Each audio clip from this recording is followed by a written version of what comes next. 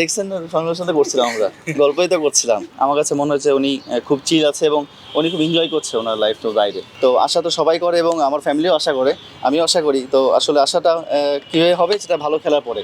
তো চেষ্টা করবো ভালো খেলে আবার কামব্যাক করার জন্য। খেলি নেই আসলে, এটা তো আমার হাতে না আসলে, এটা যার যার টিমের ব্যাপার, ওদের ওদের প্ল্যানিংয়ের বিষয় আর কি। টিম চান্স পাইনি, আবার চান্স পেয়েছি, এটা আমার কামব্যাক আছে বিপদের জন্য। আর বাংলা টাইগার্স যেটা বলছেন, যেটা আমার রোল ছিল, টিমের রোল। আর টি10 খুব ফাস্ট খেলা আসলে ভাই, কোনো ডিফেন্স বা বল দেখার টাইম নাই, যেটা আমি জিম্বাবুয়েতে বুঝেছি। প্রথম 2 ম্যাচ বোঝার পরে বুঝছেন এখানে আসলে টাইম নেওয়ার সময় নাই। তো এটা খুব ভালো একটা হ্যাবিট আমার জন্য, বিশেষ করে আমি যে লেভেলে খেলি বা যে পজিশনে খেলি, আমার গেম চেঞ্জটা খুব ভালো হয়েছে। এবং রাজশাহীতে যে প্র্যাকটিসটা করেছি আমি, এখান থেকে কনফিডেন্স নিয়ে আমি বাংলা টাইগার্সে গেছি। ক্যামেরায় ওয়াও, স্টাইল দেখাও, Xenon X21 পারলে ঠেকাও। এটাই ইউটিলাইজ করেছি, চেষ্টা করেছি এখান থেকে কীভাবে রান করা যায়, কীভাবে আমার স্ট্রাইকটা বাড়ানো যায়, আর টিম হিসেবে খেলা যায়।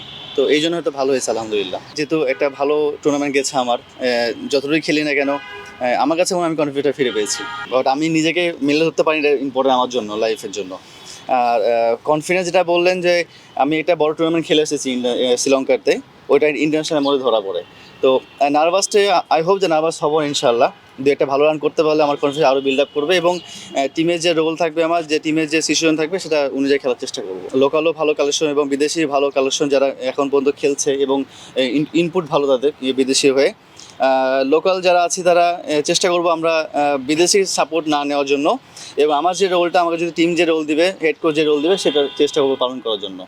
যেটা কোচ আমাকে যেটা বলবে, যে পজিশনে খেলাবে আমাকে, আমি চেষ্টা করবো ওটা রোল পালন করার জন্য। ফ্লেক্সিবল রোল বলতে টি20 আসলে নয়, সব কিছু 120টা বলে খেলা, রাফ অ্যান্ড টাফে খেলা। টি10 খেলার পরে টি20 মনে হচ্ছে অনেক বড় খেলা মনে হচ্ছে আমার কাছে এখন।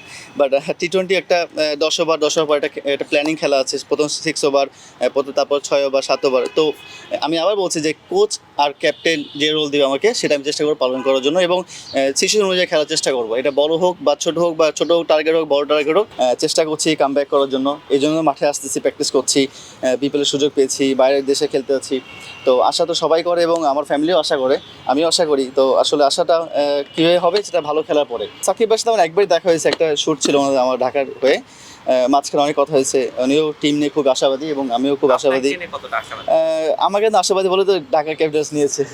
তো চেষ্টা করবো আশাটা রাখার জন্য। মাঠের বাইরেও ভালোবাসে, গ্যালারিতে ভালোবাসে এবং ফ্যামিলি মেম্বারও ভালোবাসে। চেষ্টা করবো যেভাবে আমি প্র্যাকটিস করেছি, যেভাবে 15-16তে প্র্যাকটিস করেছি, ম্যাচ খেলেছি, ওই কনফিডেন্সটা আস্তে ম্যাচ না খেলে আসলে কনফিডেন্স পাওয়া যায় না আসলে ভাই, টু বি অনেস্ট। আসলে ন্যাশনালেও খেলি না আমি, টি20 খেলি না, আমি শ্রীলঙ্কা খেলেছি। এই কনফিডেন্সটা আমার খুব ইম্পর্টেন্ট ছিল আমার জন্য। একটা বড় ইভেন্ট খেলেছি, তো আমার কনফিডেন্স এখন মধ্যে ভালো আছে। তো চেষ্টা করবো এটাকে কনফিডেন্সটা শেষ পর্যন্ত নিয়ে যাওয়ার জন্য। আমি মাঝখানে সালুদ্দিন স্যারের প্র্যাকটিস করেছি, মাঝখানে সুজন স্যারের সাথে আন্ডারে প্র্যাকটিস করেছি। তো ওনাদের সাথে মাঝে মাঝে কথা হয় আমার, এই বিষয়ে আর কারো লিঙ্ক আমার নাই। এখানে সবার লিঙ্ক থাকে, সবার গ্রুপ থাকে। তো আমার এই দুজনের সাথে আমার কথা হয়, স্যারের সাথে।